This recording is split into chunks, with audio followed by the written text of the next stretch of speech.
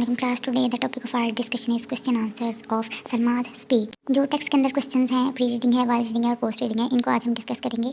Here we begin.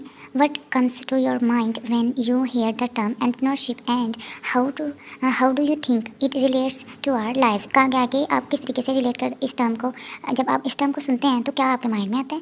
दूसरा उन्होंने ये बात की है कि आपकी जो लाइफ है, ज़िंदगियाँ हैं, इससे रिलेट करती हैं कि आपकी जो ज़िंदगी है किस तरीके से इससे रिलेट करती हैं। एंटरप्रेन्योरशिप में means start something new. Entrepreneurship में होता है, ये होता है कि कोई चीज़ न्यू हमने करनी है, लाइक अ बिजनेस, जिस तरीके से कारोबार होता है।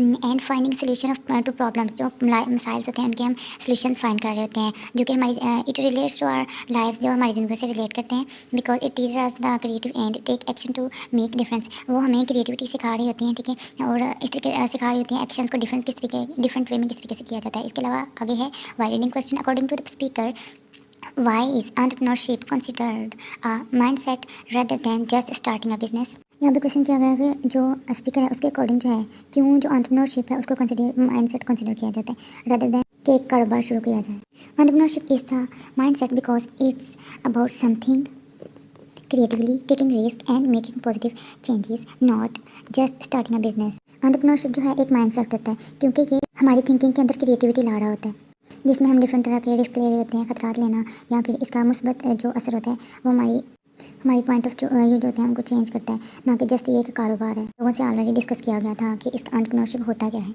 इसको डिफरेंट वे में भी पढ़ते हैं लोग, एंटरप्रेन्योरशिप भी पढ़ते हैं और एंटरप्रेन्योरशिप भी पढ़ते हैं, पर इसका साउंड जो है यही आता है सबसे पहले जो होता है। तो एंटरप्रेन्योरशिप इसको पढ़ा जाता है, ये असल में होता है एक कारोबार। वो बंदा जो कारोबार इसको स्टार्ट कर रहा होता है, फर्स्ट अपने लिए ज़ाती कारोबार जो होता है उसको स्टार्ट कर रहा होता है। नेक्स्ट क्वेश्चन है, how does the text suggest that creativity and resilience are essential aspect of the entrepreneurial mind. उन्होंने क्वेश्चन किया है कि इसके अंदर जो टेक्स्ट प्रोवाइड किया हुआ है उसके अंदर आपको क्रिएटिविटी के बारे में क्या सजेशन दिया जा रहा है, और इसके अलावा आपको क्या फ्लेक्सिबिलिटीज़ दी जा रही हैं इस एंटरप्रेन्योरियल माइंड जो है उसके अंदर।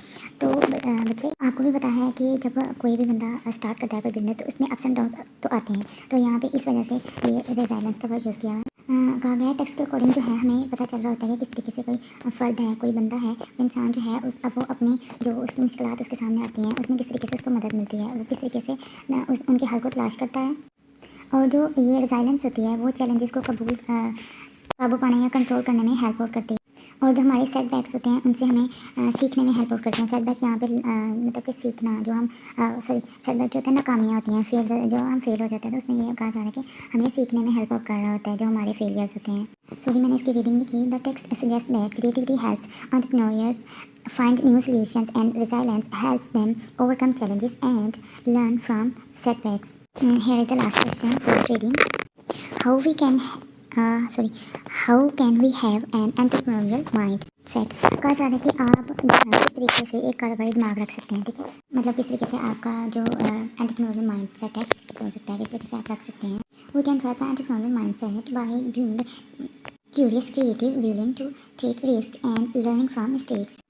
हम जो है अपने माइंड जो यहाँ पे वर्ड यूज़ किया है क्यूरियस। उन्होंने कहा है कि हम जो है क्यूरियस होकर एक कारोबार माइंडसेट जो है उसको तैयार कर सकते हैं और क्रिएटिविटी ला सकते हैं, ठीक है, खतरात मोल लेने को तैयार हैं, ठीक है, यहाँ पे विलिंग टू टेक रिस्क है ना, और इसी तरह हम लर्निंग फ्रॉम मिस्टेक्स और अपने मिस्टेक से लर्न करेंगे। इन सिंपल वर्ड हम ये कह सकते हैं कि जो एंटरप्रेन्योरियल माइंडसेट होता है वो डेवलप कर रहा होता है हमारे अंदर, क्यूरियोसिटी डेवलप कर रहा होता है और क्रिएटिविटी डेवलप कर रहा होता है, और इवन दो डिफरेंट जो चैलेंजेस हैं उनको एक्सेप्ट कर रहा होता है, और इसके अलावा बहुत सारी चीज़ें जो होती हैं, बहुत सारे मिस्टेक्स होते हैं उनसे लर्न कर रहा होता है। फॉर एग्जांपल अगर कोई बंदा है तो कोई काम करेगा, उसको क्यूरियोसिटी हो गई वो किस तरीके से काम करेगा, ठीक है ना, और क्रिएटिविटी वो भी उसका सोचेगा कि किस तरीके से इस काम को अच्छा बनाया जा सकता है। इसके अंदर ऑब्वियसली इसके अंदर राइज एंड फॉल्स तो ज़रूरी आएंगे, कभी प्रॉफिट हो जाता है और कभी इंसान जो है जो कारोबारी इंसान है उसको लॉस हो जाता है, ठीक है, मिस्टेक से सीखते हैं। ओके, थैंक यू, अल्लाह हाफिज़।